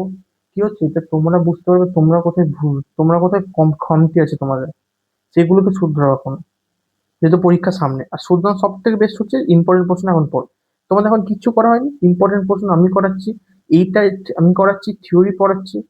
করোনা আমি তো শুধু প্রশ্ন বলে দিচ্ছি না, তার উত্তর পড়াচ্ছি। যদি থিওরি তোমাদের যদি মনে হয় যে এই থিওরি গুলো বুঝতে অসুবিধা হচ্ছে, পরের চ্যাপ্টারে প্রত্যেকটা প্রশ্ন পড়াবো, উত্তর করাবো, উত্তরটা করিয়ে দিচ্ছি। প্লাস যদি তোমাদের মনে হয় যে থিওরিটাকে আমাকে বোঝাতে হবে, তাহলে বলবে, আমি থিওরিটাকে বইয়ের কোথায় কি লেখা আছে, কোনখান থেকে থিওরিটা কিভাবে আসছে, তোমাদের থিওরিটাকে বুঝিয়ে দেবো, যাতে তোমাদের বইও ছুটে না হয়। আমি এইভাবে প্রশ্নগুলো রেডি করবো। ইম্পর্টেন্ট প্রশ্নগুলো এখন করে যাও। দেখো, আমার ইম্পর্টেন্ট প্রশ্ন করছি, তোমরা নিশ্চয়ই কোনো না কোনো স্যারের কাছে পড়ো, সেখানকার ইম্পর্টেন্ট প্রশ্ন করো, সেখানকার স্যারের যে প্রশ্ন পড়ো। আর তার স্যারের প্রশ্ন পড়তে সব থেকে ভালো হচ্ছে বইয়েরটা করানো। আর বইয়ের দেখো এখন প্রচুর প্রশ্ন, তো আমার কাছে করানো, সেই স্যারের কাছে করানো। তারপর যদি টাইম পাও তো বইয়েরটা করো, ব্যাস। আর কিচ্ছু করতে হবে না, আমি বলছি। তো চলো দেখি। 13 নম্বর প্রশ্ন, তড়িৎ বলরেখা। আর দেখো, আমি অনেকবার এই একই কথা বলছি, তোমরা হয়তো ইরিটেট হতে পারো, কিন্তু এটা সত্যি কথা, তার জন্য বলছি। এর পরের ভিডিওটা এরকম বলবো না যে এই করো ওই করো। পরের ভিডিওতে নর্মাল প্রশ্ন উত্তর হবে, শুধু এইবারটা জাস্ট যেহেতু এটা চালু করছি, তার জন্য এতবার করে বলছি। চলো 13 নম্বর প্রশ্ন, তড়িৎ বলরেখাগুলি তড়িৎ বলরেখাগুলি ধর্ম অনুযায়ী নিচে কোনটি সঠিক নয়? তড়িৎ বলরেখার ধর্ম অনুযায়ী নিচে কোনটি সঠিক নয়? কোনটি সঠিক নয় পড়ি। এরা ধনাত্মক আধান থেকে নির্গত হয়, ঋণাত্মক আধানে শেষ হয়। এটা কি ভুল? তোমরা আগে বলো। তোমরা তড়িৎ বলরেখাগুলি কি পড়েছিলে? ধর্ম যেটা পড়েছিলে যে এরা ধনাত্মক আধান থেকে শুরু হয়, ঋণাত্মক আধান শেষ হয়। তোমাদের যদি এখানে আমি প্রশ্নটা পড়াবো, তো আমি একটা পেজ নিয়ে নিই জাস্ট ছোট দেখে। ওই যে এই পেজটা নিই, এটা জাস্ট তোমাদের 5 নম্বর প্রশ্নটা করলাম, তার নিচে পেজ। এই যে ধনাত্মক আধান, এই যে ঋণাত্মক আধান, তোমরা কি পড়েছিলে? তোমরা এখানে কি লেখা আছে? ধনাত্মক আধান থেকে নির্গত হয়, ঋণাত্মক আধানে শেষ হয়। তোমরা পড়োনি যে এই যে একটা ছবি বোর্ড দেখোনি, এই ধনাত্মক আধান থেকে গেল, গিয়ে ঋণাত্মক আধানে শেষ হলো। এই যে এটা পড়োনি, এই যে জাস্ট এইটা যে যাচ্ছে বা এরকম যাচ্ছে, এই যে জাস্ট এটা যাচ্ছে বা এরকম যাচ্ছে, দেখোনি ধনাত্মক আধান থেকে ঋণাত্মক আধানে প্রবেশ করছে, তাহলে এটা সত্য। কি বল কি বলছো প্রশ্নে সত্য নয় কোনটা? তাহলে দেখি সত্য না। 2য় নম্বর, দুটি বলরেখা কখনোই একে অপরকে ছেদ করে না। এটা রুল, এটা সব থেকে, এটা মাথায় রাখবে। এই যে প্রশ্নটা আমি দিয়েছি, এই প্রশ্নগুলো দেখবে তোমরা বইয়েও কিছু এরকম প্রশ্ন পাবে। তোমরা আশা করি তোমরা বইয়ের প্রশ্ন করেছো, যদি না করে থাকো আমাকে বলবে, আমি করে দেবো। তো বইয়ের যে এই যে অপশন গুলো থাকে না, অপশন গুলো পড়বে, প্রশ্ন তোমরা উত্তরটা করে নিলে হবে না, ওই করে হবে না, তোমাদের অপশন গুলো তোমাদের মনে রাখতে হবে। দুটি বলরেখা কখনোই একে অপরকে ছেদ করে না, লিখবে দুটি বলরেখা কখনোই একে অপরকে মাথায় রাখবে। এই যে দুটি বলরেখা, এই সাইডে যদি একটা বলরেখা যায়, কখনোই পরস্পরকে ছেদ করছে না, এটা জাস্ট আমার অ্যারো মার্ক। কিন্তু এই যে রেখাটা আর এই রেখাটা, এই যে রেখাটা গেল, গেল তো, এই ধরো একটা রেখা গেল, এরা পরস্পরকে কখনোই ছেদ করবেই না, একটা থেকে একটাকে মিলে যাচ্ছে, ঠিক আছে, ছেদ করবে না। এরা বদ্ধলূপ তৈরি করে, এটা কি সত্য? এটাই সত্য, এটা বদ্ধলূপ তৈরি করে। কেন তৈরি করে আমি আবার বলবো, চিন্তা নেই। লাস্ট এটা পড়ি, পরিবাহী পৃষ্ঠের এই এখনই আমি ভুল বললাম, তোমরা এখন কিন্তু ভেবে নিচ্ছ। 3 নম্বর, এরা বদ্ধলূপ তৈরি করে, এরা কখনোই বদ্ধলূপ তৈরি করবে না। কেন? আমি তোমাকে বলছি। 2 নম্বরটা পড়ি, পরিবাহী পৃষ্ঠের বলরেখা লম্বভাবে অবস্থান করেছে, এটা সত্য। এই তিনটে জিনিস মনে রাখবে, যে সত্য। মিথ্যাটি কি, এরা বদ্ধলুপ তৈরি করে। কেন তৈরি করে না আমি বলছি।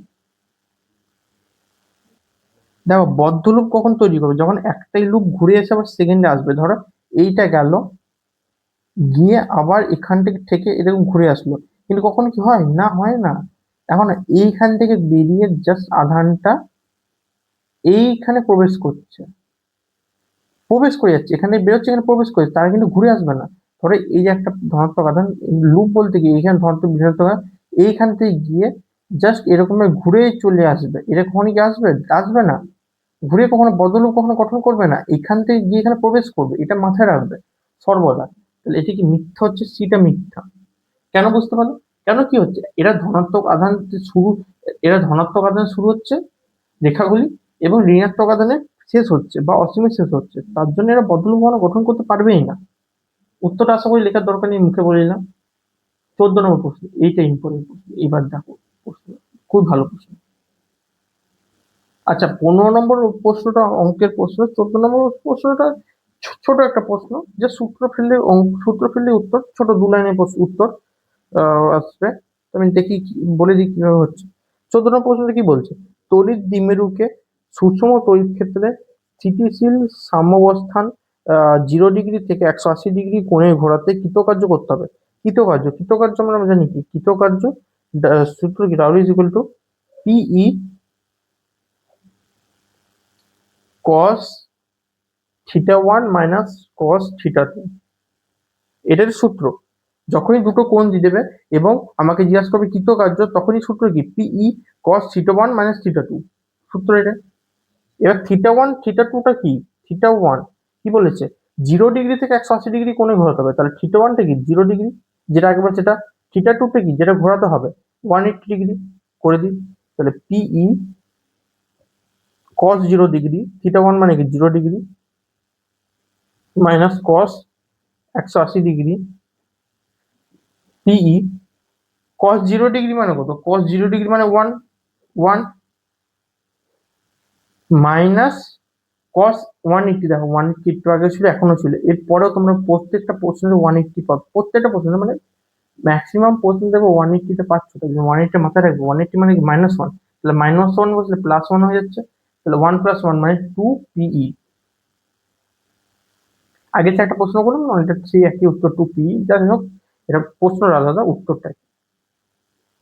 তো দেখো আমি আবারও বলছি, এই 14খানা প্রশ্ন 15খানা প্রশ্ন করো সুন্দর হবে। এবার 15 নম্বর প্রশ্ন, লাস্ট প্রশ্ন তোমাদের, চলো দেখিনি লাস্ট প্রশ্নটা কি আছে। Camera angle. 15 নম্বর প্রশ্ন, এটা খুব অঙ্কও আছে, একটা নিউমেরিক্যাল প্রশ্ন, চলো করা যাক। প্রদত্ত ঘনকের ক্ষেত্রে নির্গত মোট ফ্লাক্সের পরিমাণ হবে, এ বি সি ডি দিয়ে দিয়েছে, চলো দেখিনি এটা কোনটা হবে মোট ফ্লাক্সের পরিমাণ। যখনই ফ্লাক্সের পরিমাণ বলে দেবে, দেখো এখানে দেখো যে ছবিটা ভালোভাবে খেয়াল রাখো, ছবিটা হচ্ছে এটি ঘনক, ছবিটা ঘনক এটা কনসিডার করে নাও। প্রত্যেকটা দেখো প্রত্যেকটা কোণে একটা করে, মানে প্রত্যেকটা কর্নারে একটা করে আধান আছে, ঠিক আছে। এটা 1 মাইক্রোকুলম, 2 মাইক্রোকুলম, 3 মাইক্রোকুলম, 4 মাইক্রোকুলম, 5 6 7 8 এটা আলাদাও আসতে পারে তোমরা পরীক্ষায়, কিন্তু বার কি করে করবে, উত্তর হচ্ছে উত্তর এরকম করবে, জাস্ট ফাই ইকুয়ালস টু, আমরা কি জানি, Q/ε0। কিন্তু এটা করলে কি হবে না, হবে না, এর প্রত্যেকটা হবে কি, ভালো করে বোঝো। আমি কি 1/6 দেবো না, 1/6 দিয়ে দেবো, তাহলে গুণ করে দিলে হয়ে যাবে, হবে না, 1/8 দিতে হবে, ইন্টু 1/8। কেন 1/8, যেখানে কর্নার গুলোতে তো আমরা দিয়েছি আধান, কর্নার গুলো দেখো, একটা, দুটো, তিনটে, চারটে, পাঁচটা, ছটা, সাতটা, আটটা, তো 1/8 গুণ করতে হবে, একটু আগে আমি দেখেছি, দেখলা ওখানে আমি অঙ্কটা এরকমই কিছুটা ছিল সিমিলার। এর জন্য বলছি আমি পাই টু পাই সেইভাবে অঙ্ক নিয়ে আসি যাতে তোমাদের করতে সুবিধা হয়। হয়ে গেল। এবার আমাদের কিউ এর মানটা বার করতে হবে, কিউটা ইজ ইকুয়াল টু কত হবে, কিউ ইজ ইকুয়াল টু প্রত্যেকটা, কিউ মানে কি, কিউ টোটাল, হবে কিউ টোটাল, মানে কি প্রত্যেকটা আধানের যোগফল, 1 + 1 + 2 3 4 +2 + 3 + 4, নিচে কত হচ্ছে 5 6 7 8, +5 +6 +7 +8, টোটাল করলে কত হচ্ছে? টোটাল করলে হচ্ছে 8 একে 9 10, 10 7 একে 8 9 10, 10 6 হচ্ছে 10, 10 4 একে 5 একে 6 +6 কত হচ্ছে? 3 36 36 আনসার। 36 মাইক্রোকুলম, যেহেতু মাইক্রোকুলম আছে এখানে, মাইক্রোকুলম হবে, যেহেতু প্রত্যেকটা মাইক্রোকুলম হবে, 36 এখানে হবে। কিন্তু এখানে ভালো করে দেখো কিউ এর মানটা কত, এসআইতে বার করতে হবে, যেহেতু এখানে নিউটন মিটার স্কোয়ার আছে, এসআইতে বার করতে, এসআইতে বার করতে, তার জন্য আমি কি করতে হবে, 36 ইন্টু 10⁻⁻6 বাই 8 এপসাইলন নট। এ বলবে স্যার মাইক্রোকুলম থেকে কুলম্বে কি বার করতে হবে, 36 এর সাথে 10⁻⁻6 গুণ করবো, এটা হচ্ছে কুলম্ব। মাইক্রোকুলম থেকে কুলমে গুণ করতে গেলে 10⁻⁻6 দিয়ে গুণ করতে হবে, ঠিক আছে? তাহলে এটা উত্তর।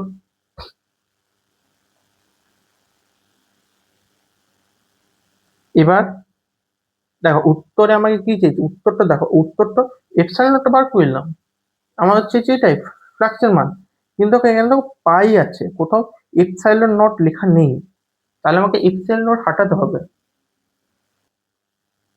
দেখো এখানে এপসাইলন নট আছে, কিন্তু এখানে এপসাইলন নট নেই, এখানে পাই আছে। মাথায় রাখবে যখনই এপসাইলন নট, উত্তর তোমার বেরিয়েছে ঠিক আছে, কিন্তু এপসাইলন নটকে হাঁটাতে গেলে আমাকে কি করতে হবে, আমাকে করতে হবে K equals to 1/4 pi epsilon naught, এটা তো আমরা জানি।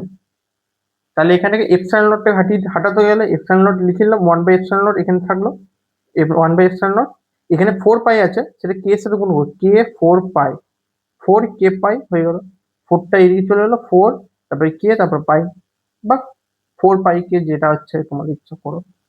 এটা হয়ে গেল, এটা বেরিয়ে গেল। এবার কিছুই না, এবার হচ্ছে জাস্ট এইটার মধ্যে এপসাইলন নটের মানটা বসিয়ে দাও।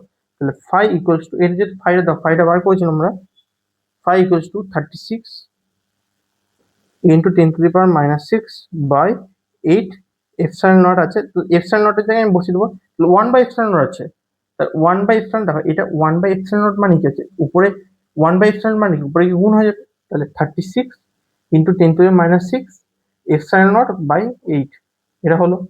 এবার এপসাইলন নট এটা, এবার এপসাইলন নটটার মানটা বসিয়ে দেবো, এপসাইলন নট মানটা আপনি কি বসালাম,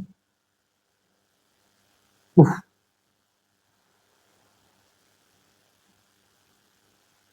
দেখ তোমাদের অত ভালো করে না বোঝাতে পারলে, দেখো এইটা আছে তো, এর বাইতে হবে, এরও বাইতে হবে হচ্ছে 4 পাই কে, যেটা আছে 4 কে পাই, 4 পাই কে যেটা আছে। এবার দেখো এটা নিচে আছে, তাহলে এটা কি হবে, এটা গুণে চলে যাবে,